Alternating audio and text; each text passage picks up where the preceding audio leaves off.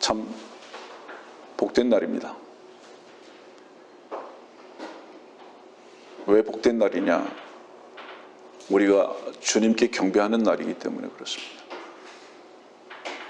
예배하는 날이고, 그 서비스죠.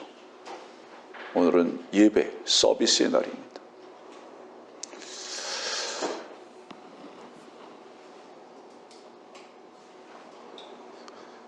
미국에서 있는 형제 자매들이 얘기 들으면 깜짝 놀랄 얘기지만, 미국에 안 들어갔으면 좋겠다고 기도하는 어떤 한 지체가 생겨가지고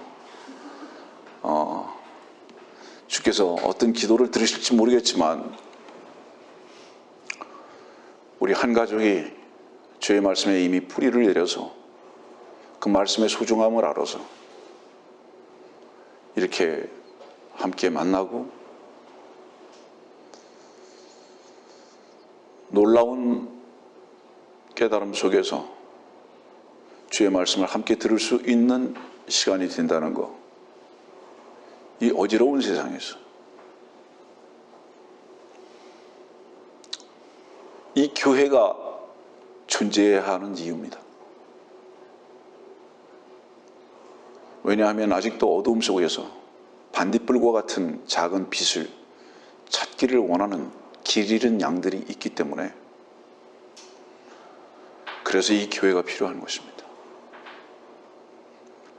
그래서 오늘 이렇게 다시 만난 우리 한 가족 너무 반갑고 고맙고 주 안에서 깊이 사랑합니다. 누가복음 2장 8절은 이런 말씀이 있어요. 밤에 들에서 목자들이 양떼들을 지키고 있습니다. 주님께서 오시는 그 밤입니다. 저들 밖에 한밤중에, 이런 찬송이 있죠. 저들 밖에 한밤중에 양들은 들에 있습니다. 아직 우리로 들어오려면 며칠은 남아있을지 모릅니다. 왜냐하면 주님은 장막절에 오신 것이 분명하기 때문에 12월 25일 태양신의 출생일에 주님이 오신 게 아니라 분명히 그분은 이 땅에 초림에 주로 오셨을 때는 9월 23일에서 30일 사이가 될 것이 분명하기 때문에, 왜냐하면 그때가 장막절이니까. 그리고 양들은 아직 그때까지는 9월 말까지는 들에 있어야 하기 때문에, 그래서 양들이 들에 있었다는 것은 주님께서 장막절에 바로 오셨다는 것을 말하는 겁니다. 겨울이 되기 전이에요. 근데 밤에 들에 있어요. 온 세상 사람들과 이스라엘은 잃어버린 양으로 있었습니다. 들에 있었어요. 그것도 깜깜한 밤에. 그때 주님께서는 빛으로 오셨습니다. 그리고 그 주님은 빛이 되기 위해서 오셨을 때에 하나의 표적이었죠. 우리의 그분이 오셨다는 것은 짐승으로 오셨다는 것을 여러분들에게 가르쳐 드린 적이 있죠. 왜 그분이 우리에 누우셨는가? 분명히 그분은 짐승으로 오셨죠. 어떤 짐승? 포대기에 쌓인 짐승. 그 포대기는 배포대기. 그 짐승은 죽기 위해서 왔다는 것을 누가복음 2장은 표적으로 우리들에게 정확하게 보여주고 계십니다. 왜? 밤에 들에 있는 양들을 구원하시기 위해서 그분은 짐승으로 우리에 오셨어요. 배포대기를 입고. 오늘의 말씀의 주제는 들짐승입니다. 우리는 원래 길 잃은 양들이었습니다. 들에 사는 자들이에요. 아직 우리 안에 있질 않았어요.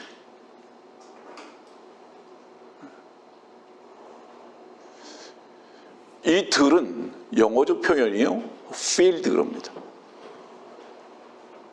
이 field는 마태복음 13장에는 밭이라고 동일하게 표현하고 있어요.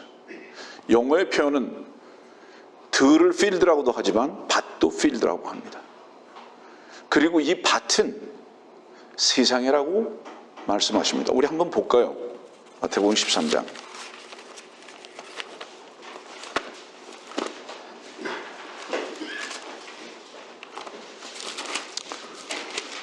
마태복음 13장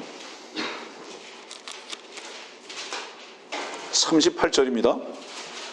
혹시 영어 성경을 가지고 계신 분은 함께 볼 수 있을 거예요. 밭은 세상이며, 여기서 이 밭은 필드로 기록되어 있습니다. 근데 이 밭은 세상이다. 좋은 씨는 왕국의 자녀들이니라. 그러나 독보리는 악한 자의 자녀들이다. 이 밭에다가, 세상에다가 씨를 뿌렸어요. 이 씨, 첫 번째 씨가 썩은 씨가 되신 주 예수 그리스도십니다. 땅에 떨어지신 분이죠. 네, 밭에 떨어지신 분이죠. 이 말씀을 여러분들에게 지금 먼저 소개하는 이유는 무엇이냐면, 오늘의 말씀 중에서 들이나 밭이나 세상이 나왔을 때에 교리적으로나 지식적으로나 공부하기를 원하지만은 그것이 여러분들의 마음과 정체성 속에서 발견되어지는 시간이 되기를 원하기 때문에 먼저 들, 밭, 세상이라는 것을 소개하는 겁니다. 영어적 표현은 field입니다. 우리 창세기 3장 1절 말씀 한번 볼게요.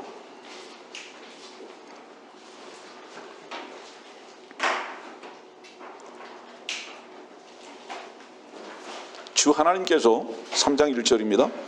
지으신 들의 어떤 짐승들보다도 뱀은 더욱 간교하더라.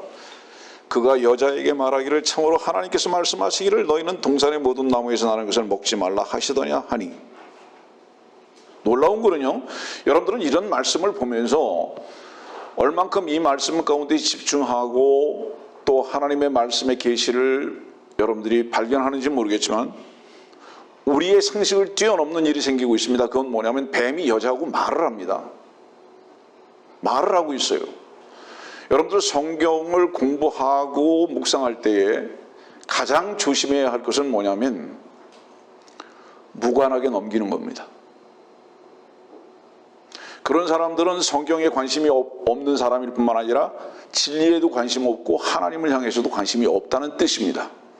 그러나 하나님과 진리와 말씀에 관심이 있는 사람은 절대로 그냥 넘기지 않습니다. 뱀이 어떻게 여자하고 말을 하냐 이 말이에요.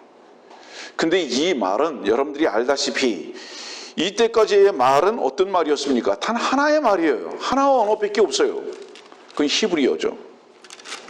우리 창세기 11장 1절의 말씀을 보면 뭐 그때 무슨 뭐 한국말이 있었든지 영어가 있었든지 스페인어가 있었든지 중국말이 있었든지 이런 말들이 있었던 것이 아니라 창세기 11장 1절을 보면 온 땅에 하나의 언어와 하나의 말만 있더라. 분명히 하나의 언어, 하나의 말만 있거든요. 어떤 말로 했을까? 이 뱀은 분명히 히브리어로 말했어요. 하나님께서 아담과 이브에게 일을 부탁하실 때도, 지키라고 말씀하실 때도, 그 다음에 하나님과 아담과 이브하고의 교제를 통해서도 단 하나의 말을 하셨는데 그것이 뭐죠? 히브리어였습니다. 히브리어예요. 이것은 무엇을 입증하고 있는 것이냐 하면 주님께서 이 세상에 오셔서 다시 만왕의 왕으로 통치하실 때의 언어는 유일하게 히브리어가 된다. 이 부분은 깊게 들어가지 않을게요. 어쨌든 이 창세기 3장 1절에 있는 말씀을 보니까 들이라는 단어가 나오고요. 물론 이 들이라는 단어는 그 전에도 등장을 합니다. 들짐승들도 등장하고요. 창세기 2장에도 등장하는 말씀인데, 근데 이 뱀이 이브하고 지금 얘기를 하고 있거든요. 너희는 동산의 모든 나무에서 나는 것을 먹지 말라 하시더니 하니. 동산의 모든 나무, 동산이라는 것은 무엇을 의미하느냐 하면 조성되었고 관리되었고 지키고 있었고 어떤 의도를 가지고 있었던 것을 분명히 말하는 것입니다. 그래서 동산이라고 표현하는 거예요. 그래서 이제 보통 이제 영어적 표현은 뭐 팍이 있고 뭐 그로브가 있고, 이 그로브는 나쁜 의미입니다. 이거. 예. 그로브는 아주 나쁜 의미예요. 그거는 어떤 의미냐 하면 마리아가 세워져 있고 그 옆에 조성된, 인위적으로 조성된 바로 이런 것들을 그로브라고 합니다. 다시 말하면 목사들이 양 옆에다가 꽃을 세워놓거나 나무들을 세워놓고 목사를 빛나게 하는 바로 이런 것들을 그로브라고 하는 거예요. 이거는 우상입니다. 근데 여긴 지금 동산이라고 말씀하셨거든요. 그럼 이 동산을 시작하신 분이 계시고 지키고 계신 분이 있고 관리를 맡긴 사람이 있다는 겁니다. 이게 누구죠? 아담이에요. 이게 지금 들하고 구분되는 거예요. 들은 뭡니까? 들은 그냥 내버려둬 둔 거예요. 관리가 없어요. 관리가 없어요. 그 밑에 내려갑시다. 14절 말씀 봅시다. 어떤 사람들은 혹시 공부를 한 사람들도 있을지 모르지만 가볍게 넘기지 말고 오늘의 말씀은 좀 더 여러분들에게 구체적인 말씀의 제시가 될 것입니다. 14절 말씀 보니까 주 하나님께서 그 뱀에게 말씀하시기를,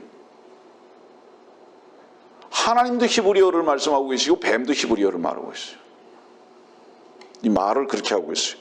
네가 이것을 행하였으니 너는 모든 가축과 들의 모든 짐승과 다 저주를 받아 네 배로 다닐 것이며 네 평생토록 흙을 먹을지니라. 여기 이제 두 단어가 나오는데 이건 뭐냐면 가축과 짐승이 나옵니다. 짐승은 들에 있는 겁니다. 가축은 울 안에 있는 것입니다. 다시 말하면 가축은 주인이 있어요. 관리해야 하는 사람이 있어요. 이끄는 사람이 있고 먹이는 사람이 있어요. 책임지는 사람이 있어요. 그래서 가축은 무엇이냐면 말도 야생에서 있을 때는 짐승이에요. 그런데 집 안으로 들어오면 가축이 됩니다. 소도 마찬가지. 다시 말하면 하나님께서 기르시는 것은 가축입니다. 근데 하나님을 주인으로 여기지 아니한 것들은 짐승입니다. 사전에 말씀드렸죠. 여러분들은 스스로 살아가는가? 여러분들의 힘으로 스스로 살아가는가? 거칠어집니다. 그러면 다툼이 있어요. 미움이 있고요. 투쟁이 있습니다. 이건 와일드의 삶이에요. 야생의 삶이에요. 자기가 자기를 책임져야 하기 때문에 늘 불안하기도 합니다. 양의 우리에 있는 양을 불안하지 않습니다. 길 잃은 양은 늘 불안합니다. 단 하나를 잃어버렸기 때문에 그렇습니다. 그건 뭐죠? 주인을 잃어버렸습니다. 누가복음 15장은 잃어버린 양을 찾아서 주님께서 가십니다. 가셔서 그 찾아서 어깨에 메고 어디로 돌아오죠? 집으로 돌아오죠. 무엇을 의미하죠? 잃어버렸다는 것은 집을 떠난 겁니다. 그러면 그 집에는 누가 있을까요? 그 집에는 아버지가 계십니다. 누가복음 15장을 여러분들 잘 혹시 기억해 보세요. 탕자가 다시 집으로 돌아왔을 때 아버지가 계시고요. 그렇죠? 그런데 큰아들은요, 들에 있다가 옵니다.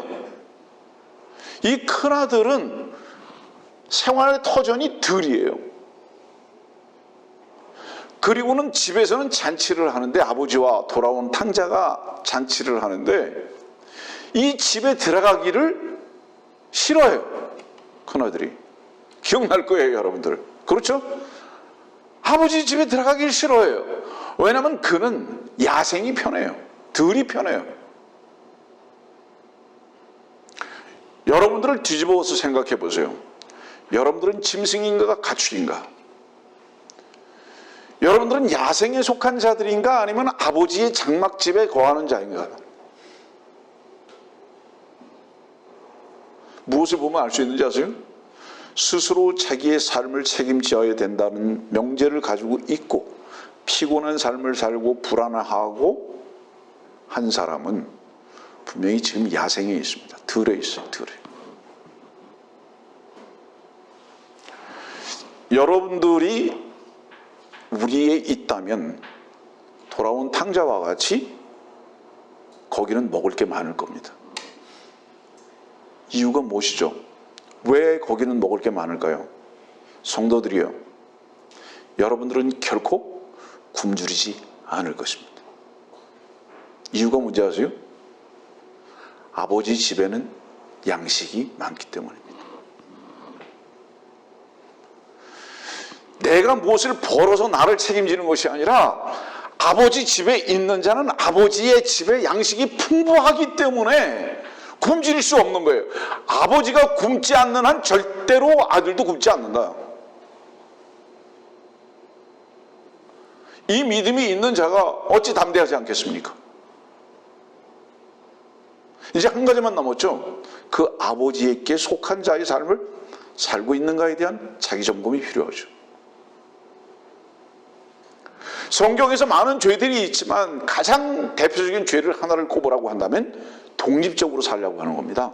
이거는 창세기 3장의 오늘의 말씀에 보면 이 창세기 3장 말씀 보세요.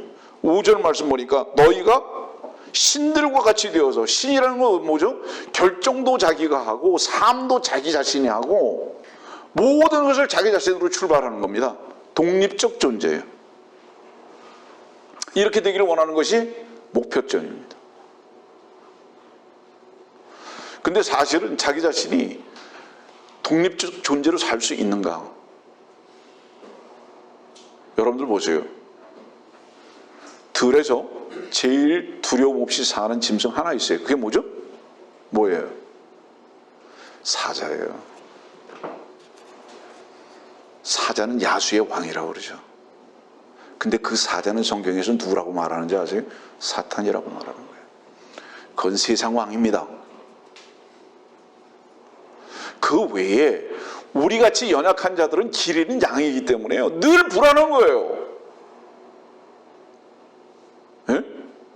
우리들이 왜 불안한지 아세요? 우리들의 위치를 찾지 않았기 때문인 거예요. 누가복음 19장 30절은 분명히, 누가복음 19장 분명히 이렇게 말씀하셨잖아요. 뭐라고 말씀하셨죠? 한번 찾아봅시다. 누가복음 19장. 누가복음의 목적이죠. 10절이죠.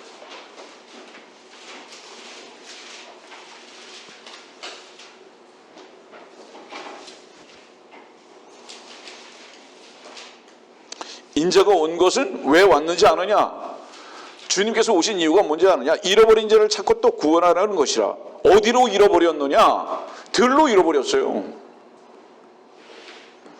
이 들에는 누가 왕이냐? 세상 왕이 왕이에요. 사탄이 왕이에요. 여기로 잃어버렸다 이 말이에요. 잃어버린 자는 늘 불안한 거예요. 무엇을 잃어버렸느냐? 사랑의 아버지를 잃어버린 거예요. 여러분들 마음에 이 시간 딱 정해야 할 것 있어요. 그게 뭔지 아세요? 왜 불안하냐? 돈을 많이 모아놓지 못했기 때문에? 몸이 많이 아프기 때문에? 아니, 단 하나예요. 잃어버린 위치에 자기 자신을 둔 거예요. 지금 그 순간에. 주님의 오신 목적이신 주님께 내 자신을 옮겨놓은 자들은 상황과 형편을 이길 수 있는 능력에 주님께서 나를 붙드신 것을 압니다. 내가 그분께 옮겨져 버려져 있어요. 어떻게 그런 고백을 할 수 있을까요? 살든지 죽든지. 어떻게 그런 고백을 할 수 있을까요? 자기 운명이 없는 거예요. 오직 나의 주만이 계신 거예요.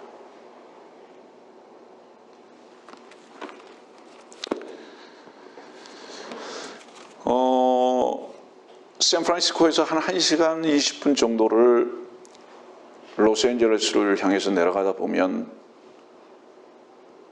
그린필드라는 도시가 나옵니다. 그 그린필드라는 도시는 옥토예요. 제가 생각할 때 아마 그 캘리포니아에서는 가장 농토가 비옥한 땅일 거예요. 그 지역을 살리나스라고 그러는데, 이 살리나스라는 것을 혹시 여러분들 기억을 아는 분들이, 말씀을 듣는 분들도 기억나는 분들이 계실지 모르겠지만은, 이거는 패시픽 코스트 하이웨이로 내려가는 바로 그 과정을 말하는 겁니다. 그 살리나스라는 곳을 배경으로 해가지고 그 옥토를 배경으로 해가지고 어떤 소설이 쓰여졌냐 하면 기억나시는 분들이 계실 거예요. 에덴의 동쪽이라고 존 스타인백이 쓴 소설이 있습니다. 그거는 이제 노벨 문학상을 탄 미국 분인데 그분이 에덴의 동쪽이라는 소설을 썼어요. 그런데 그 지역의 이름이 살리나스고 그 다음에 그린필드예요. 에덴의 동쪽은 여러분들이 알다시피 창세기 4장을 한번 보세요. 그 에덴의 동쪽이라는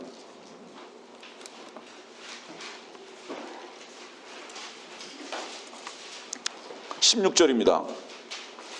창세기 4장 16절.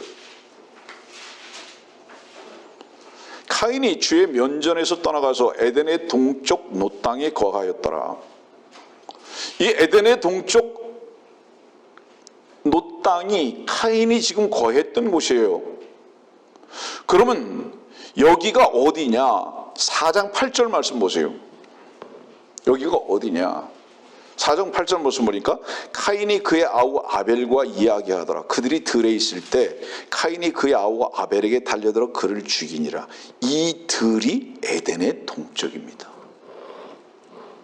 다시 말하면 무슨 얘기죠? 그린필드예요. 농사 짓는 곳이에요.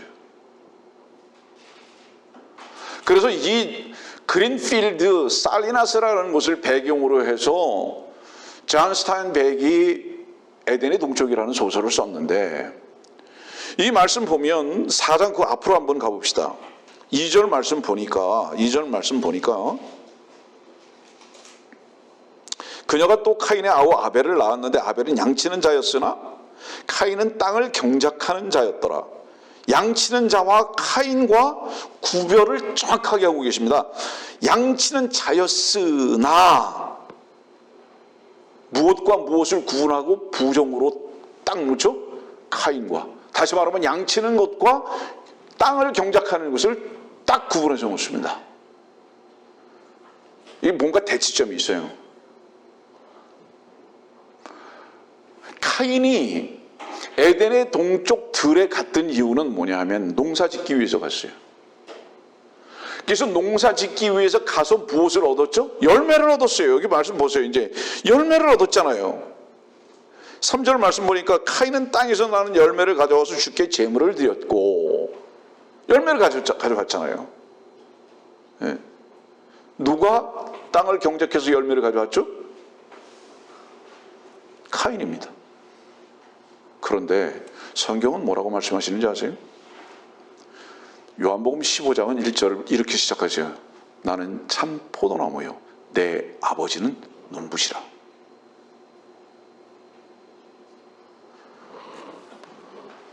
모든 열매는 아버지의 것이고 아버지만이 만드실 수 있어요.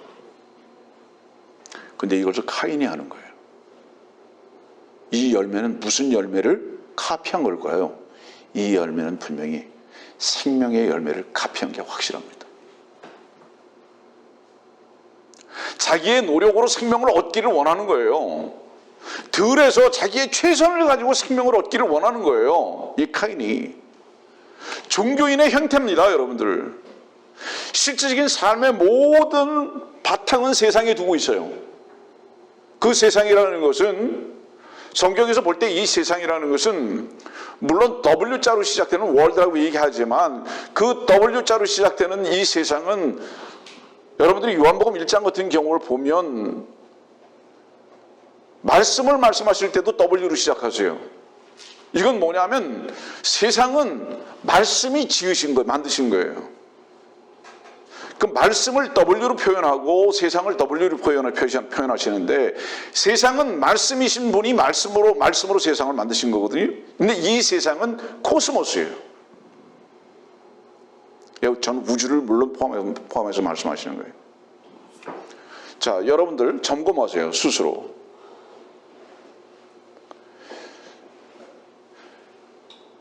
세상의 또 다른 단어의 뜻을 말할게요. 하나님이 세상을 이처럼 사랑하사 그러셨죠.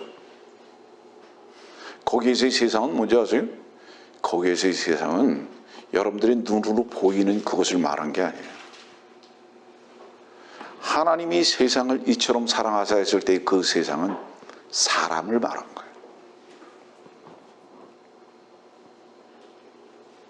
여러분이라는 세상은 어디를 근거하고 살아가느냐라는 것에 대한 질문을 하는 거예요. 여러분이라는 세상은 한번 심판받아 본 적이 있느냐, 말씀으로 인해서 이걸 질문하는 거예요. 여러분들이. 만일에 여러분이라는 그 세상이 말씀에 의해서 한번 불태워져야 할 존재인 것을 알지 못했고, 만일에 여러분들이 여러분이라는 본질의 것을 가지고 그것을 힘으로 여기면서 살아간다면, 여러분들이라는 세상을 힘으로 인해서 살아간다면 여러분들은 들 사람이다 이 말이에요. 이거는 직장 생활을 말하는 게 아니에요. 이건 여러분들의 사업을 말하는 게 아니에요. 밖에 어떤 현상을 말하는 것이 아니라, 만일에 여러분들의 힘으로 살아가고 여러분들의 노력으로 하나님 앞에서 의롭게 되려고 노력을 하고 있다면 세상에서 열매를 얻어가지고 하나님께 인정받으려고 하는 카인의 행태를 하고 있다, 이것을 말하는 거예요. 그리고 그것을 가지고 자기 자신을 보장받으려고 하는 이런 삶을 말하고 있다는 것을 얘기하는 겁니다. 가장 무서운 것은 죄를 짓는 것이 무서운 것이 아니라, 가장 무서운 것은 죄를 무서워하는 것이 아니라 그 죄를 자기 자신이 해결하려고 하는 것이 가장 무서운 것입니다. 죄는 있어요, 이미. 문제는 뭐냐 하면, 죄가 무서운 것이 아니라 그 죄를 자기 자신이 해결하려고 하는 것이 가장 무서운 죄다, 이 말, 성경에서는. 만일에 우리가 죄가 있다면, 그리고 죄가 발견됐다면 그 이유는 무엇인가? 그것을 가지고 의롭게 되려고 하는 노력을 하라고 그 죄를 발견케 하신 것이 아니라, 그 연약함을 발견케 하신 것이 아니라, 그 연약함과 그 죄의 문제를 주님께 의탁하게 하시기 위해서, 그래서 그 죄를 우리들에게 발견케도 하시고 연약함도 우리들에게 알게 하셨다 이 말이에요. 근데 우리들의 본질적인 죄는 뭐냐면, 이것을 내 자신이 해결하라고 하는 바로 이 노력을 말하고 있단 말이에요. 이게 지금 창세기 3장의 카인의 부분을 말하는 거예요. 교회는 노력 필요 없습니다. 은혜라는 것은 단어 외에는 없어요.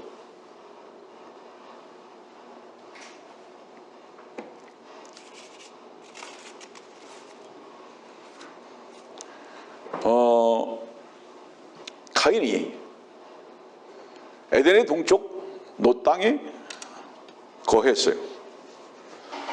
그 땅은 여러분들 성경에 보면 창세기 1장에 히데겔이라는 강이 나올 거예요. 히데겔이라는 강이 나오는데, 그 히데겔이라는 강은 지금 현재는 이름이 바뀌어서 티그리스 강이에요. 그 티그리스 강하고 유브라데스 강의 발원지예요. 여기가 에덴의 동쪽이에요. 그리고 거기는 여러분들이 역사 시간에, 세계사 시간에 배웠겠지만 슈메르 문명의 발상지입니다. 그래서 그 슈메르 문명의 발상지는 누가 그 슈메르 문명을 발전시켰느냐? 결국은 카인이에요. 그리고 그것이 남쪽으로 내려와서 바벨론 문명을 만든 겁니다. 이제 이 바벨론 문명이 뭐죠? 갈대아 우르죠. 거기서 아브라함은 떠나죠.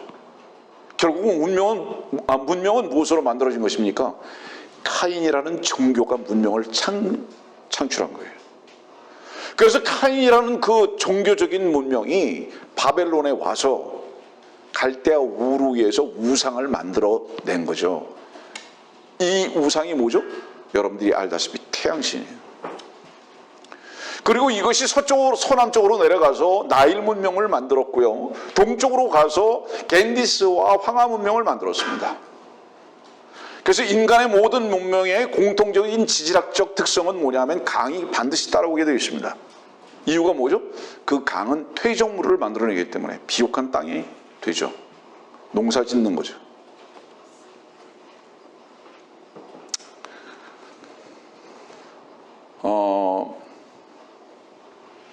교회는요, 먼저 죄를 아는 사람들이 오는 곳이에요. 밤의 깜깜함을 발견한 사람들이 오는 곳이에요. 성경에 보면 빛보다는 어두움이 먼저 시작되잖아요. 그죠? 그래서 어두움에서 빛을 나누시잖아요. 그 의미가 뭐죠? 어둠을 모르는 자는 절대 빛 몰라요. 죄를 모르는 자들이, 그리고 그 죄 앞에서, 하나님 앞에서 자기의 죄를 인정하지 않는 사람, 인정한다는 건 뭐를 얘기하는 자세요? 감추는 걸 말하는 게 아니에요. 그 위선을 말하는 것이 아니에요. 그것을 해결하기 위한 노력을 말하는 것이 아니에요. 나는 이 죄의 문제하고 떠날 수 없고 이 죄를 사랑할 수밖에 없고 내가 살아있는 한 이 죄의 노예로 살 수밖에 없다는 분명히 자기 위치를 발견하는 사람. 그래서 이 죄와 싸우기 위해서 몸부림치는 것이 아니라, 죄는 언제까지 싸워야 하는지 아세요? 피 흘리기까지 싸워야 돼요. 죄는 왜 피 흘리기까지 싸워야 하는지 아세요? 그거는 십자가에서만 해결할 수 있다는 뜻이에요. 근데 그걸 인간이 스스로 해결하려고 그러잖아요. 예배당은요, 달로 표현하죠. 교회는 달로 표현하잖아요. 여러분들 달맞이 꽃이라는 게 있어요. 캘리포니아의 그 해안 지역에 많이 있는데 얼마나 기다리다 꽃이 됐나, 그런 노래 있죠. 응? 달맞이 꽃이 노랗게 피는 꽃이 있어요. 또 밤에 피는 꽃 또 하나 있어요. 그 뭐죠? 수선화예요. 이 수선화는 가장 매혹적인 향기를 뿜고, 그리고 가장 매혹적인 향수를 만들어내는 거예요.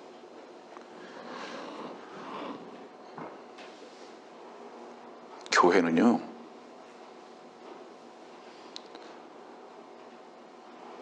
자기의 죄를 자기가 해결할 수 없을 정도의 절망스러운 사람들로부터 출발해야 되는 거예요.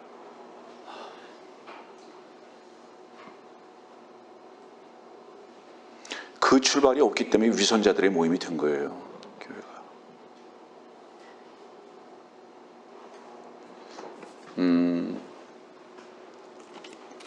다른 곳 한번 봅시다.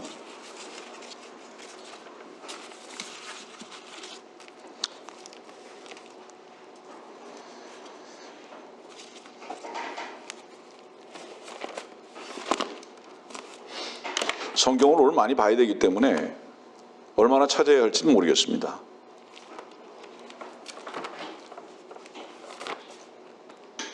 신명기 25장을 한번 볼까요?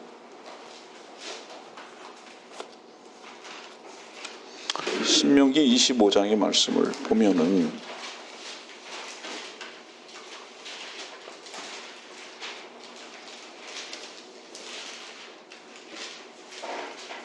너는 13절입니다. 신명기 25장 13절. 너는 너의 가방에 상이한 저울추 곧 큰 것과 작은 것을 넣지 말고, 너는 내 집에 상이한 돼 곧 큰 것과 작은 것을 두지 말라. 너는 완전하고 정확한 추를 가지며 완전하고 정확한 되를 가질지니라. 자, 이 말씀을 좀 쉽게 표현할 거예요.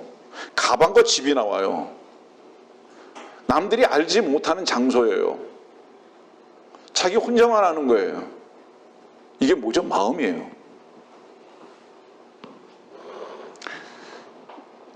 우리 대한민국의 내로남불이라는 단어가 뉴욕타임스에 그냥 그대로 나와요. 영어로 내로남불 이렇게 쓰는 거예요. 영어로 표기를 그렇게 해요. 우리 대한민국의 대표적인 언어의 창출의 대표성이 바로 그 내로남불이에요. 이 내로남불이라는 말을 제일 먼저 누가 썼는지 아세요? 예전 김영삼 대통령 때에 국회의장 하던 박희태 국회의장이 썼던 말이에요. 그 말이 제일 먼저 그분이 썼어요. 그 단어를. 내가 하면 로맨스고 네가 하면 불륜이다. 한 사람도 예외가 없어요. 무슨 뜻인지 아세요? 그 마음에 불결하지 않은 사람이 하나도 없다. 주님은 이렇게 말씀하셨거든요. 네 마음에 여인을 보고 음욕을 품은 자는 이미 간음했다고. 숨겨진 마음속에 이미 뭐가 있는 거예요? 불륜이 있어요. 그런데 다른 사람 판단해요. 내 속에는 상이한 저울추가 있어요. 다른 사람 적용하는 거하고 나를 적용하는 거 똑같이 해야 되는데 나는 늘 감춰놔요. 이것이 예배당의 특징이 돼버리고 말았어요. 이것이 어떤 특징이죠? 마태복음 23장의 대표적인 단어가 뭡니까? 위선자입니다. 안과 밖이 다른 거잖아요. 종교인들의 특징이죠. 제일 많은 판단을 하는 자가 누군지 아세요? 자, 제일 많이 판단을 하는 자, 종교인들입니다. 왜일까요? 오늘 내가 그거를 가르쳐 줄게요. 왜 종교인들이 가장 많은 판단을 할까요? 예배당이 왜 가장 많이 내적인 어떤 옳고 그름에 대한 다툼이 왜 예배당에서 가장 많을까요? 이유가 무엇일까요? 주님의 은혜를 모르기 때문입니다. 전부 다 신이 되기를 원하는 자들만 모인 거예요. 우리 이사야서 14장 한번 보세요. 이사야서 14장.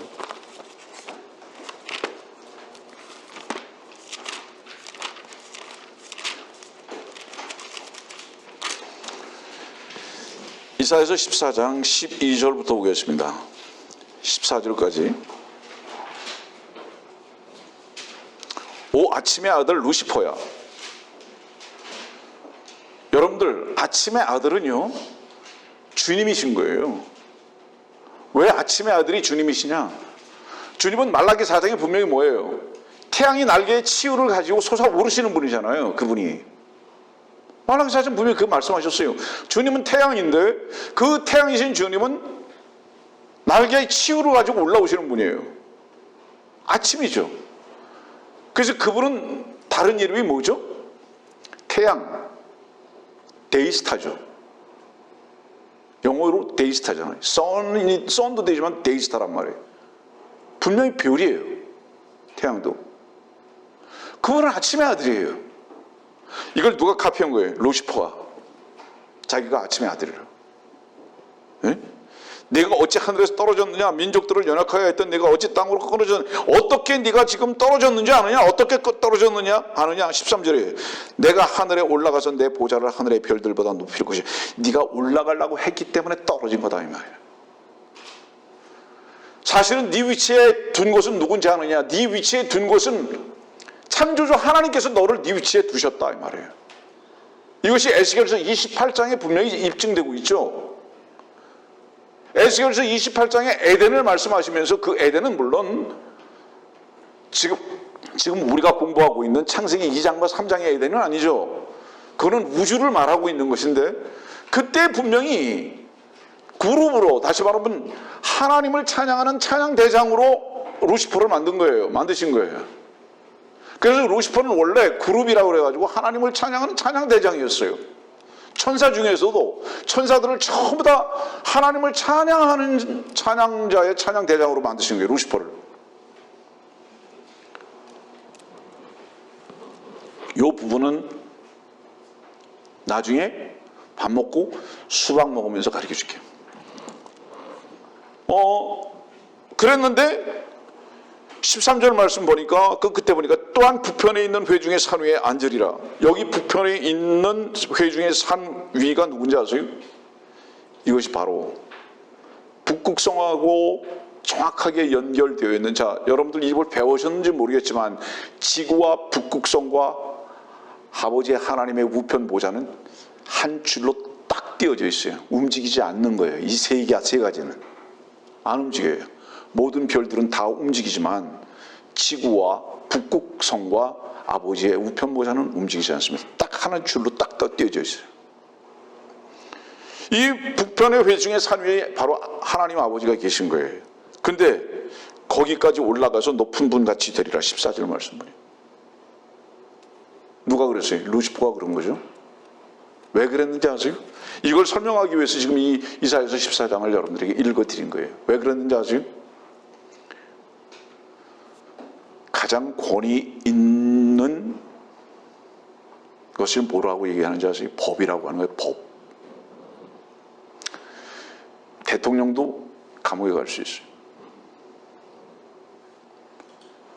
가장 돈 많은 CEO도 감옥에 갈 수 있어요. 무엇으로 인해서? 법. 대한민국은요, 법이 제대로 집행되지 않고 있어요. 그러니까 술 먹으면 파출소 가서 지구대 가가지고 다 때려 부시는 거예요. 미국에는 진짜 무서워요. 만일에 경찰한테 달려들었다면 그냥 그 자리에서 직결 처분이에요. 총 맞아요, 정말로. 그럼 왜 그런지 아세요? 뭐 여러 가지 이유가 있지만 법의 집행을 그만큼 엄중하게 하는 거예요. 이 지금 루시퍼가 높아지려고 했다는 것은 뭐를 얘기하는지 아세요? 재판장이 되기를 원하는 거예요.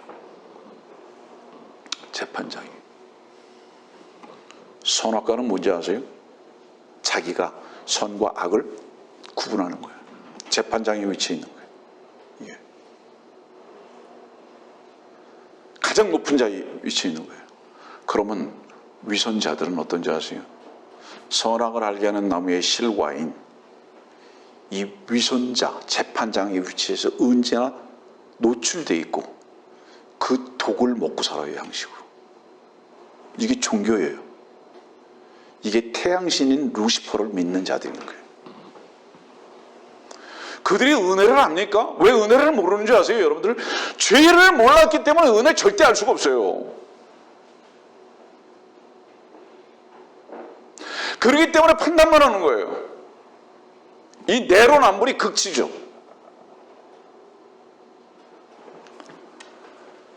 교회는요,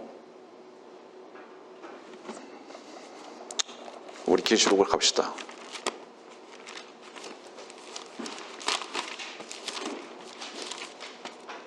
오늘도 아마 제가 짐작하건대 반도 여러분들에게 설교를 못할 것 같은데요. 계시록 11장 8절의 말씀 보면 7절과 8절입니다.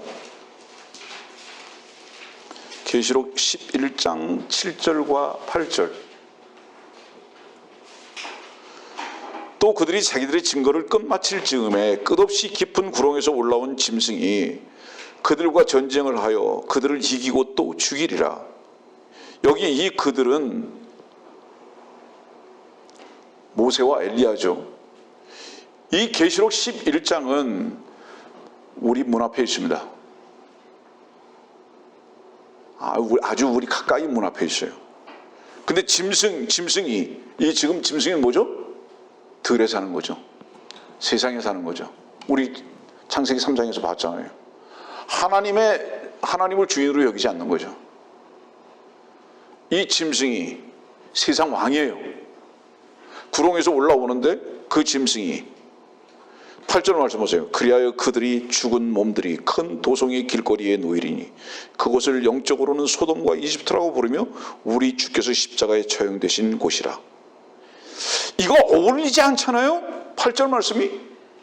소돔과 이집트는요, 뭔지 아세요? 성적인 문제가 만연하고요. 이 성적은 평범한 성적인 것을 말하는 게 아니잖아요. 동성애, 짐승과의 교접.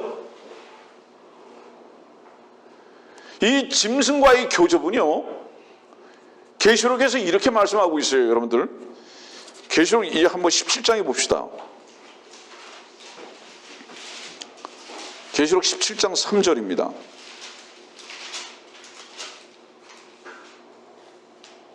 그가 나를 영안에서 광야로 이끌어 가니라.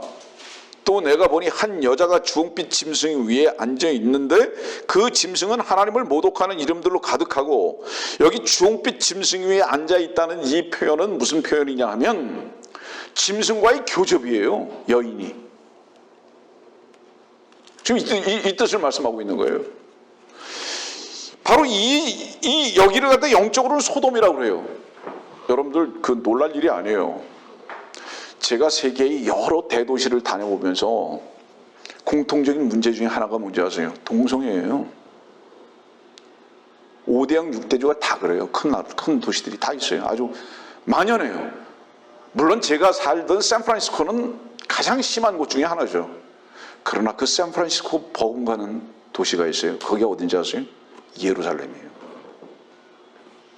실제로 전 세계의 동성애 집회를 거기서 여는 거예요. 수만 명씩 모여서. 이게 소돔이 돼버렸어요. 그리고 이집트는 뭐죠? 세상의 중심이에요. 성경에서 이집트는 세상을 말하죠. 세상이 뭐죠, 여러분들? 싸우고 질투하고 미워하고 투쟁하고 경쟁하고 시기하고 질투하고, 이 소돔과 이집트에 어울리지 않는 십자가에 처형되신 곳이라. 왜 이 말씀을 여기 이 한 곳에 이 8절 말씀에 함께 기록해 놓으셨느냐 이 말이에요. 여러분들이요, 십자가는 어디 필요한 건지 아세요? 소돔과 이집트에 필요한 거예요. 이 십자가는요, 맑은 물에 필요한 게 아니에요. 이 십자가는 저 높은 산 위에 사람이 아무도 없는 것, 깨끗한 곳에 그 십자가가 필요한 것이 아니에요. 이 십자가는 우리들의 마음이 소돔과 같은 자들, 우리들의 마음이 이집트와 같은 자들에게 필요한 거예요. 이 십자가는. 교회가 거룩한 자들의 모임이 된 이유가 뭔지 아십니까, 여러분들? 우리 마음에서 소돔이 발견되고 이집트가 나타났기 때문에 이 교회가 시작된 거예요. 십자가가 그래서 바로 그곳에 세워진 것이라 이 말이에요, 여러분들. 우리가 무엇을 알았죠? 우리의 소돔을 알았고 우리의 이집트를 알았기 때문에 십자가의 주님께 우리 자신을 의탁한 것과 같이. 이 말씀을 왜 드리죠? 교회는요, 고상하게 보이는 자들의 모임인 줄 착각하고 있어요. 누가 그렇게 만들었습니까? 빛의 천사로 가장하는 자가 그렇게 만들었잖아요. 며칠 전에 CBS를 봤어요. 제가 고등학교 1학년 때부터 알았던 어떤 목사가 나와서 얘기를 하고 있었어요. 내가 그 목사 이름을 대지 않는 이유는 뭐냐면, 거의 모든 사람들이 다 아는 아주 유명한 목사이기 때문에 말을 내가 안 합니다. 내가 너무 가까이 아는 사람이에요. 그 아내도 알고, 그 아버지도 알고, 그 어머니도 알고, 그 형제들도 알고, 그 가족을 다 아는 사람. 한국 목사들이 가장 선호하는 신학교 중에 하나가 캘리포니아에 있는, 서든 캘리포니아에 있는 풀러 신학교입니다. 이거 풀러 신학교에서 신학을 하고 박사학위를 받고, 미국의 1, 2대학교를 나오고, 저는 그 목사의 고등학교 졸업할 임세에 구원에 간증하는 것을 제가 듣고 무척 감동했습니다. 확실히 구원의 간증이 있는 목사예요. 근데 이 목사가 지금 뭘 하고 있는지 아세요? 구제를 하고 있어요. 이름만 대면 모든 사람이 알만한 탤런트들과 배우들이 그를 후원하고 있고요. 한국의 큰 교회라는 교회는 다 그를 초청해서 강연을 듣고요. 그거를 보면서 제가 그 목사하고 예전에 한 30년 전에 캠프를 갔을 때를 생각했습니다. 그 아내와 함께. 그때 그의 아름다운 간증을 생각을 하면서 그 목사와 저를 비교하게 됐습니다.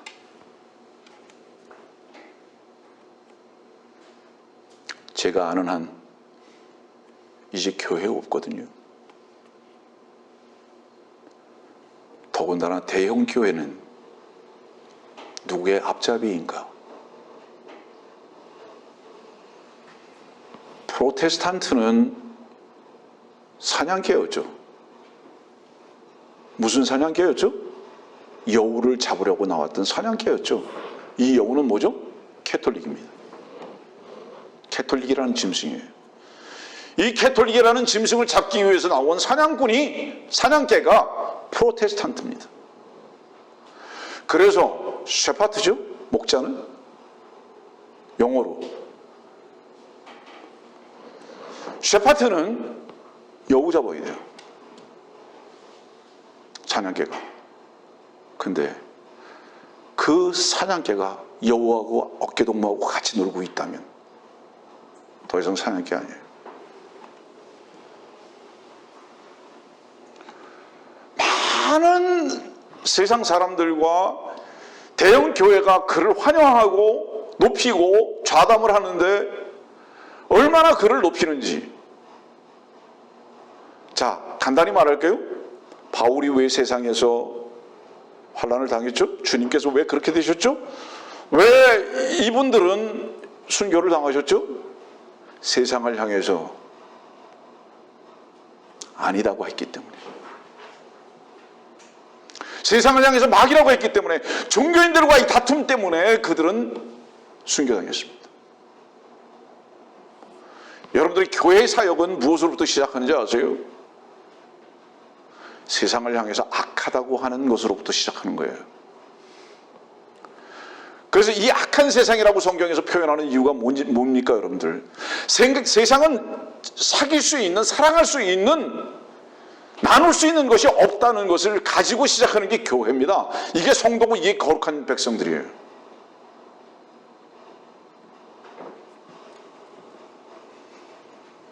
교회가 조직화돼 버리고 말았죠.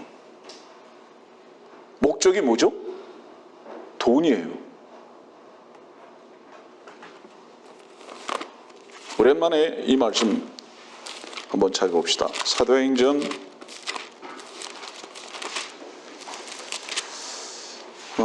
3장,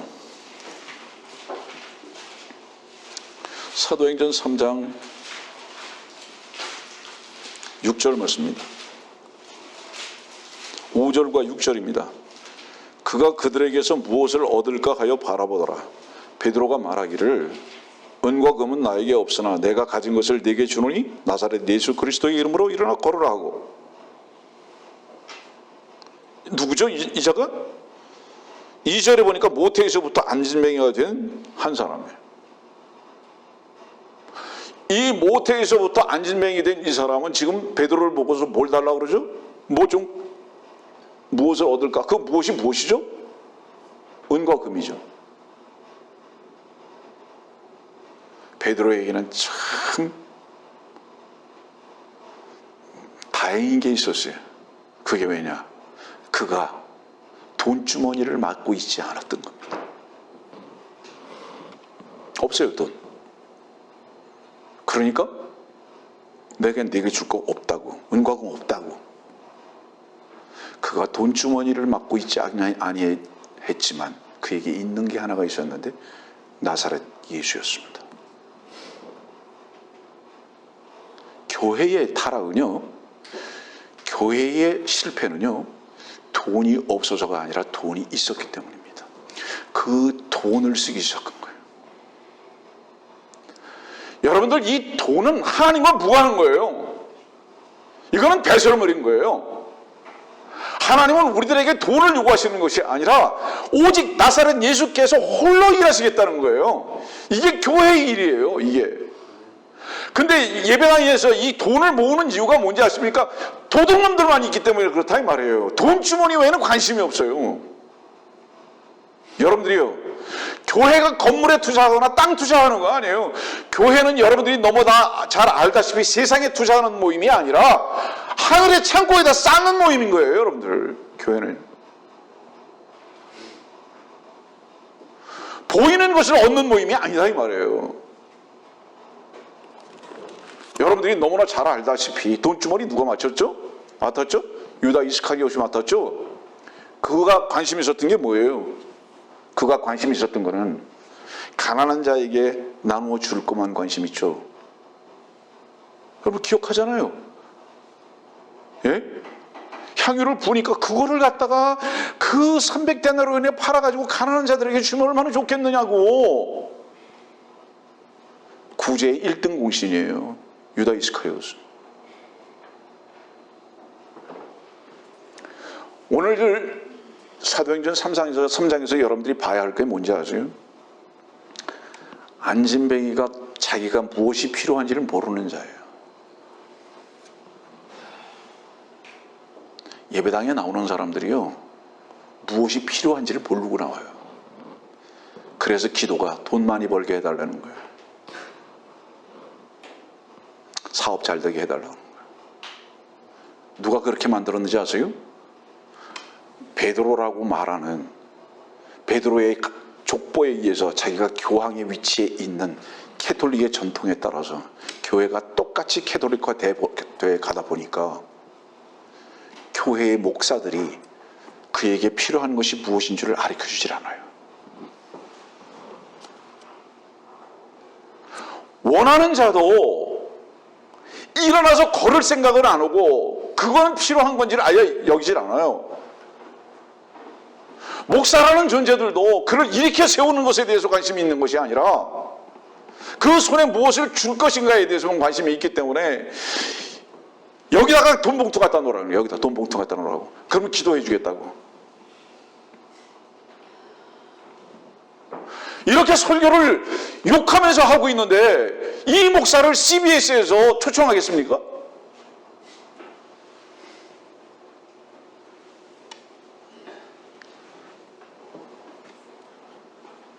이 목사를 세상에서 좋아하겠습니까, 여러분들? 악하다 그러는데.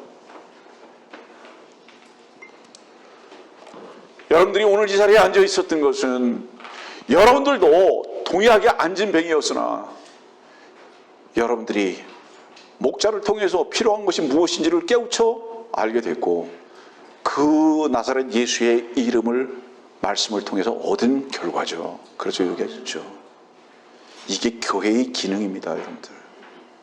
근데 그 유명한 목사가 불쌍하게도 저하고 뭐가 다른지 아세요?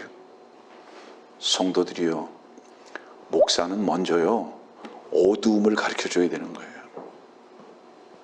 목사는 먼저 죄를 가르쳐줘야 하는 거예요. 그래서 어두움과 그 죄에서 자유로운 것이 무엇인지를 알게 해주는 은혜의 복음을 전하는 거예요. 이것이 필요해요. 이것이 교회의 기능이다 이 말이에요. 좌담을 듣는데 사회자부터 시작해서 온 세상을 다 인정을 하긴 하는데 그들의 죄를 한마디도 다룰 줄 모르는 목사.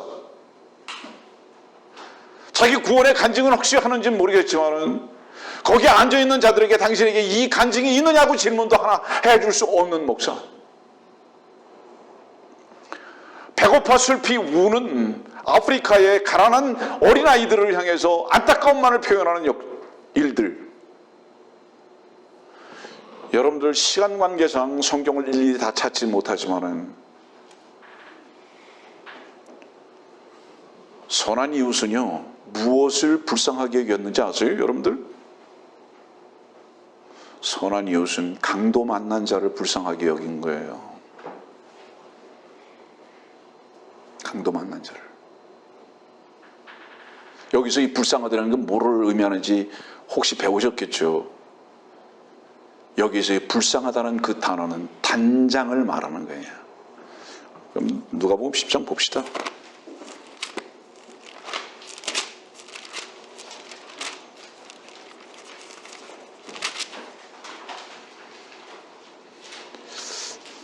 (33절입니다)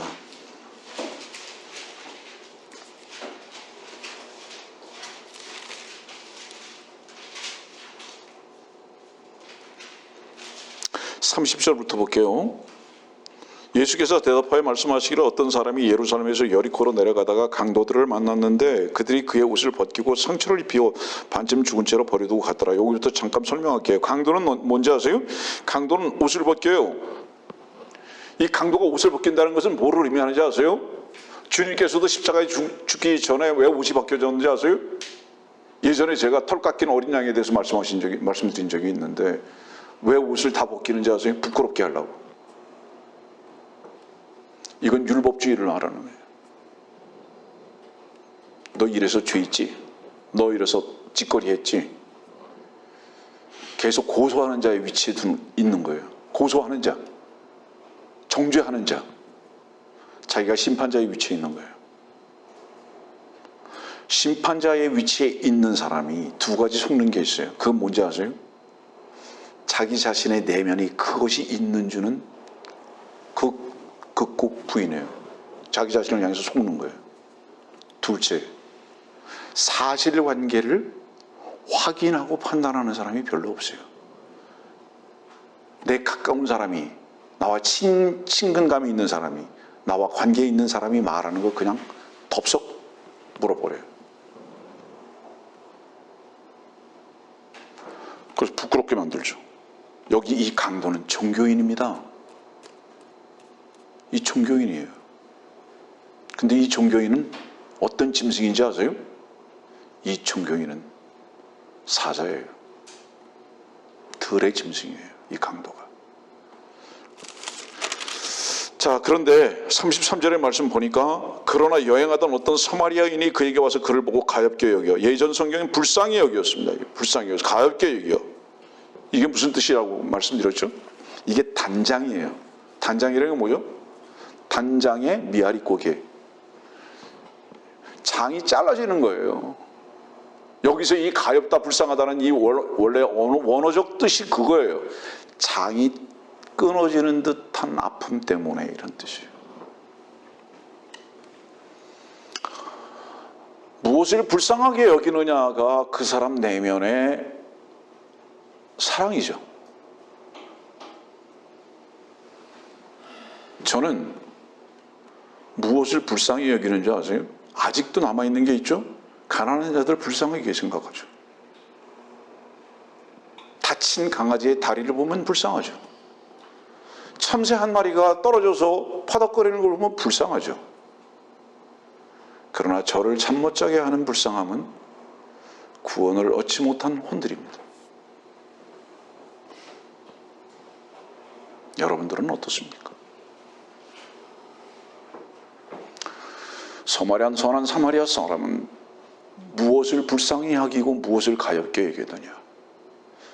그분의 가엾게 여김과 그 불쌍함이 여러분들의 마음 가운데 있는가에 대한 질문을 하는 것입니다. 아프리카에서 먹는 아이들, 그 바짝 마른 아이들에게 파리가 들끓는데도 그거 하나 치울 수 있는 힘조차 없는 무기력한 아이들, 불쌍합니다. 그러나 그들에게 필요한 것은 그들의 육신적인 배를 채워줄 빵이 필요한 것이 아니라 하늘로부터 내려온 영생을 얻는 빵인 것을 왜 그는 잃어버리고 있는가 이 말이에요. 그래서 돈을 걷는 데는 부지런한데 영원하신 생명의 주 예수 그리스도를 그 입술에서 전하는 적이 있는가? 그와 그의 가족들과 그의 교회들이, 자 보세요 여러분들, 며칠 전에도 우리 목사님과 잠깐 그 교제를 나눴는데요, 성결, 성별, 성화, 거룩, 교회의 목표가 되어버렸습니다. 그 목표 아름답습니다. 출발이 잘못됐어요. 그런데 왠지 아세요? 어디서부터 거룩과 성별과 성화와 다 이걸 출발해야 하는지 아세요? 구원으로부터 출발해야 되는 거예요. 구원 얻지 못한 자를 갖다 거룩으로 끌고 가려고 그러고, 구원도 모르는 사람들을 성화라고 얘기해서 성화해야 한다고 그러는 이런 거짓된 목사들이 종교인으로서 행태를 하면서 지금 이 시대에 마귀의 일을 하고 있는 거예요.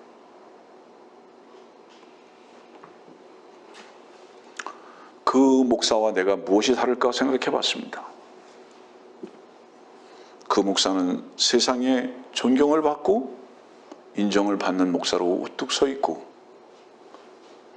그렇게 많은 구제를 하고 있지만, 미안하지만 그 목사는 신학교부터 잘못 갔다.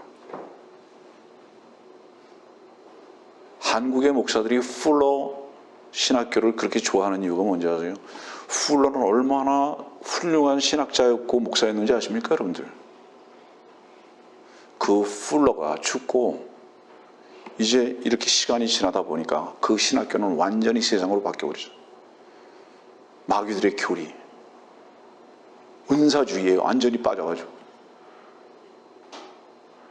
인본주의.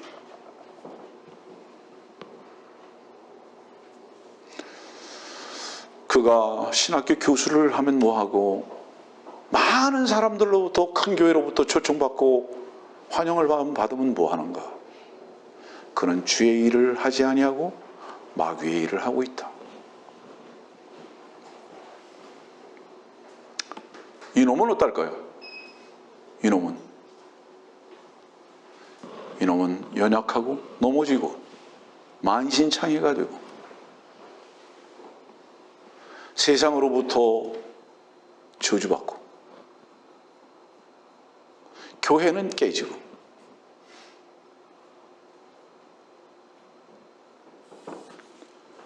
그런데 한 가지 분명한 것은 이유를 설명할 수 없지만 주님의 은혜가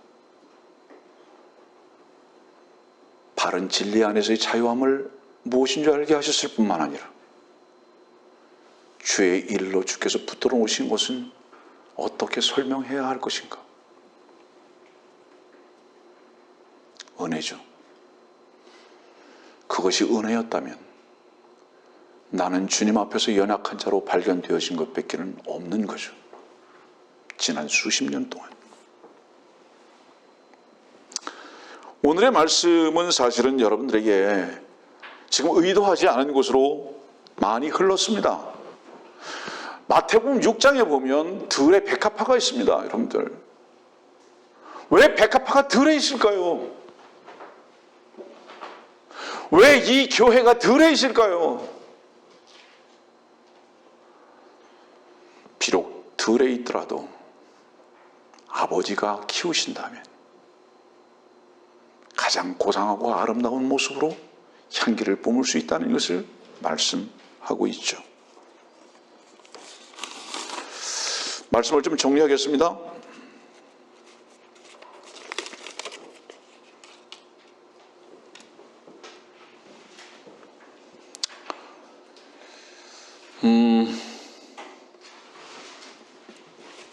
좀 미안한 마음이 있어요. 뭐가 미안하냐면 여러분들에게 오늘 가르쳐야 할 부분들을 가르치지 못한 부분이 있어서 많이 미안하고 아쉬움은 있습니다.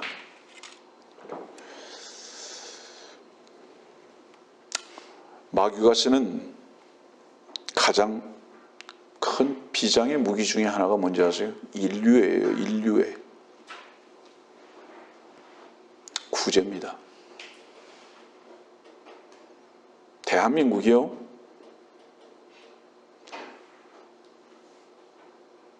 이제는 미국보다 동물을 더 사랑합니다. 왠지 아세요? 동물은 짐승입니다. 왜 대한민국이 이제는 전 세계에서 가장 짐승을 사랑하는 민족과 나라가 됐는지 아세요?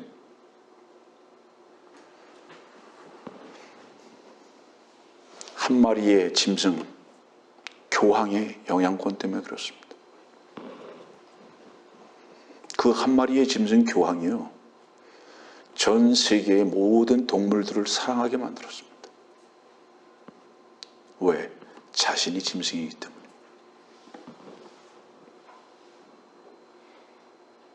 왜 개들을 그렇게 사랑하는지 아세요? 자신이 개이기 때문에. 내가 꾸며서 하는 거 아니에요. 성경에서 그렇게 말씀하고 있는 걸 지금 말하는 거예요. 왜 동물을 그렇게 사랑하게 됐는지 아세요? 동물은 배반을 안 하니까? 그래서 사랑을 마음껏 줘도 되기 때문에? 맞습니다. 당신은 20점짜리입니다. 참되시고 영원한 사랑이신 주님의 사랑 안에는 거해 보신 적이 있으십니까? 라는 질문을 내가 하기 위해서 이렇게 말합니다. 주님의 사랑으로의 교제를 해보세요. 그 사랑은 참됩니다. 변함이 없으십니다. 이게 완전히 전 세계가 짐승화돼 버리고 말았습니다.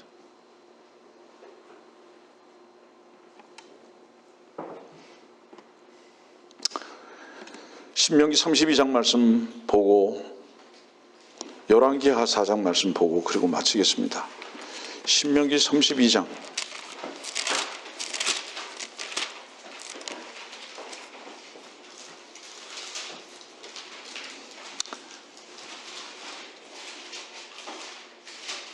32절입니다. 31절, 32절. 그들의 반석이 우리의 반석과 같지 않음을 우리의 원수들까지도 스스로 판단하는도다. 여기서 그들은 원수들입니다. 31절 그들은 원수들이에요. 32절입니다. 그들 곧 원수들입니다. 그들의 포도나무는 소돔의 포도나무요 고모라의 들에서 나온 것이라. 그들의 포도는 쓸개 포도니 그 송이들은 쓰며. 여기서 고모라의 들이 나옵니다. 들. 아까 우리 창세기 4장에 들에 있을 때 아벨이 죽었습니다. 그리고 여러분들 나중에 집에 가서 찾아보세요. 에서는 무엇으로 대표되고 있죠? 들사람입니다. 그는 사냥꾼이고 들사람입니다. 사냥꾼이고 들사람인 그 사람은 누구와 딱 닮았느냐 하면 nimnot하고 닮았습니다. nimnot도 사냥꾼입니다. 여러분들 무엇을 사냥할까요? nimnot도 사냥꾼이고 에서도 사냥꾼이잖아요. 그렇잖아요. 무엇을 사냥할까요? 길 잃은 양 사냥하는 거예요. 이 nimnot이나 이 에서는 적그리스도의 한 상징으로 여러분들은 공부하셨을 수도 있고요. 분명히 이 nimnot과 이 에서는 적그리스도인데 이 적그리스도는 교황입니다. 이 교황은 무엇을 사냥하는지 아세요? 길 잃은 양 사냥하는 거죠. 그걸 향해서 화살을 쏘죠. 예전에 제가 그 설교한 적이 있어요. 그 화살은 큐피트 엘로헤이드입니다. 요거 딱 무엇을 쏘는 거죠? 인류애입니다. 사랑. 사람의 피의 사랑을 가지고 쏘는 거예요. 사람들은 그 피의 사랑 외에는 가치로 아니에요. 거기 전부 다 먹히는 거죠. 왜죠? 처음에 이불을 그것으로 쏴서 잡았기 때문에. 여러분들 이불을 처음에 이 짐승이 무엇으로 쏴서 잡았어요? 자기의 사랑의 화살을 쏴버린 거잖아요. 이분한테. 그걸 이브의 가슴에 맞았죠. 이 사냥을 하고 있습니다. 지금 길 잃은 양들은 무엇을 보면 알 수 있는지 아세요? 사람 간의 사랑은 아는데 주님의 사랑은 몰라요. 이게 길 잃은 양이에요. 내 가족은 아는데, 내 부모는 알고, 내 식구는 알고, 내 친구는 아는데 그리스도 안에서의 교제는 몰라요. 그들의 가슴에는 무엇만 박혀있죠? 마귀의 화살촉만 박혀 있습니다. 그러나 그것은 더 이상 쓸모가 없어졌는데도 불구하고 계속 거기에 모든 것을 포커스를 맞추죠. 왜냐하면 그 화살은 하나밖에 없는 거기 때문에 누구에게 쐈죠? 주님께서 쏴버리죠. 십자가에. 그래서 여러분들 계시록 6장에 보면 한 마리의 흰 말이 나오는데 정복하려고 하는 그 말은 무엇을 정복하려고 하죠, 여러분들? 양들을 잡아먹으려고 하는 거예요. 그런데 더 이상 그에게 없는 게 있죠. 뭐가 없어요? 화살촉이 없어요. 활만 가지고 있어요. 이유가 무엇일까요? 그 화살촉은 주님께 한 번 쐈기 때문에 꼭 무엇 것 같죠? 벌이 그 침을 한 번 쏘면 죽는 것 같이 마귀는 주님께 그 화살을 쐈습니다. 그렇기 때문에 더 이상 그 화살은 없음에도 불구하고 양들이 두려워 떨고 있죠. 아직도.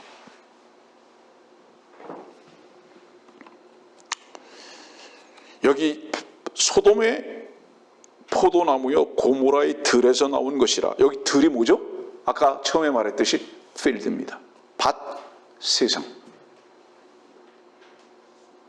말씀을 정리할게요. 열왕기하로 가봅시다.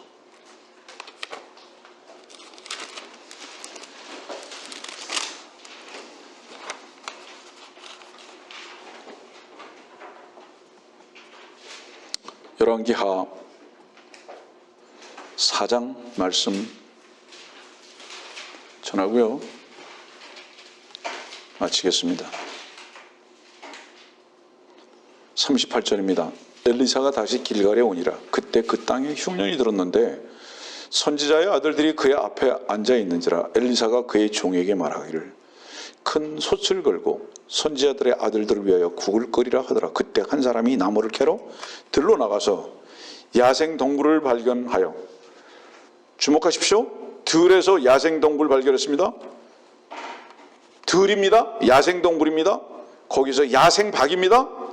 그의 옷자락에 가득 담아와서 국 끓이는 솥에 넣어 썰어 넣었으니 이는 그것이 무엇인지 그들이 알지 못함이더라. 뭔지도 몰라요. 그래야 그들이 사람들에게 또 주어 먹게 하니 그들이 국을 먹다고 소리질러 말하기를 오 하나님의 사람이여 솥에 죽음이 있나이다 하고 그들이 먹지 못하더라. 자, 엘리사의 선지자들입니다. 이 말씀을 왜 드리는지 아세요, 여러분들?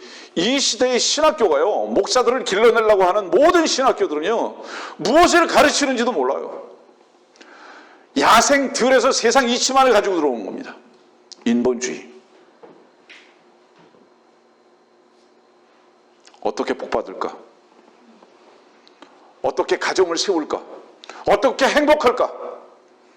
어떻게 건강할까? 어떻게 성공적인 목회에서 빌딩 올리고 사람들 모을까? 다 강도들이 되어버리고 말았습니다. 그렇기 때문에 그들의 가르치는 그 솥 안에 있는 것은 들에서 따온 것 야생박, 그러면서도 뭔지도 몰라요. 그게 가르치면서도 그것이 가르치는 내용이 진리인지 지식인지 교리인지 배교인지 어떤 건지도 아무것도 모르고 다 솥에다 집어넣고 다 삶아요. 같이 먹자고. 이것이 지금 이 시대의 신학교인데, 거기서 배워서 먹고 죽은 자들이 예배당에 가서 목사하면 무엇을 양식으로 내놓겠습니까, 여러분들?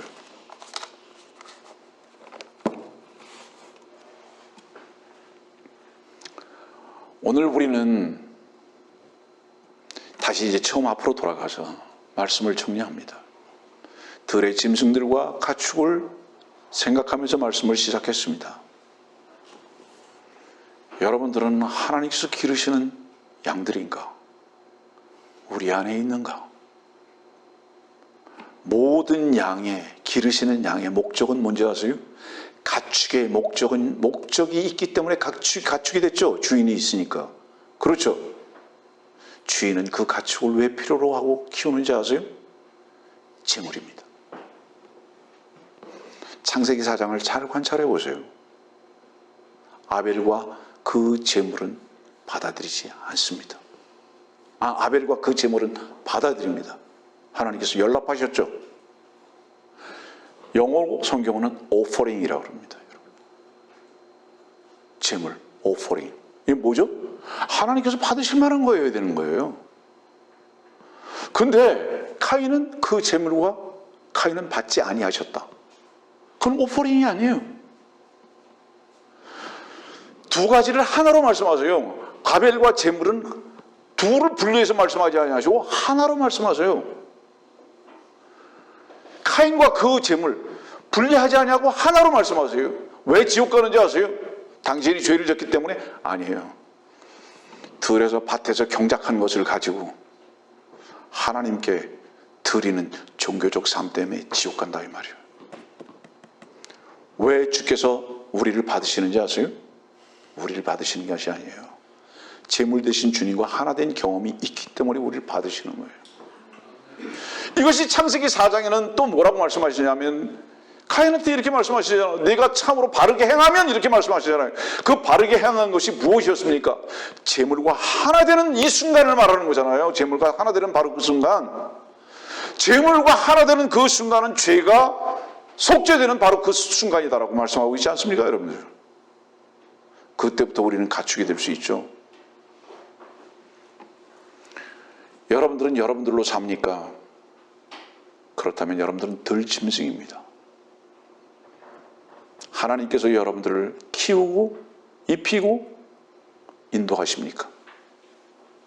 그러면 여러분들은 가축입니다. 주께서 길거리에 묶여있는 나귀를 가져오라고 그러십니다. 나귀는 뭐죠? 길거리에 있을 때는 주인 없는 짐승이에요. 그러나 주님께서 풀어오라고 가져와서 주께서 그 위에 앉으시니까 이 나귀 짐승이 뭐가 되는지 아세요? 그 날뛰던 나귀 짐승이 가축이 되는 거예요. 묶였던 줄에서 풀리죠? 여러분들은 자유함을 맛본 적이 있으십니까? 여러분들은 들짐승으로서 마음대로 살았지만 주님을 등에 얹히고 주께서 여러분들의 고삐를 잡으시고 저기로 가자라고 여러분들을 지금 인도하고 계십니까? 그렇다면 여러분들은 가축입니다. 가축은 자기를 위해서 살지 않습니다. 가축은 날마다 자기 자신을 십자가에 부인하면서 주의 생명으로 사는 법을 배워가는 것입니다. 우리는 주님 앞에 드려진 양으로서 주님의 우리에서 보호받는 아름다운 삶이 우리들 가운데 보장됐음을 감사하고 주님을 찬양합니다.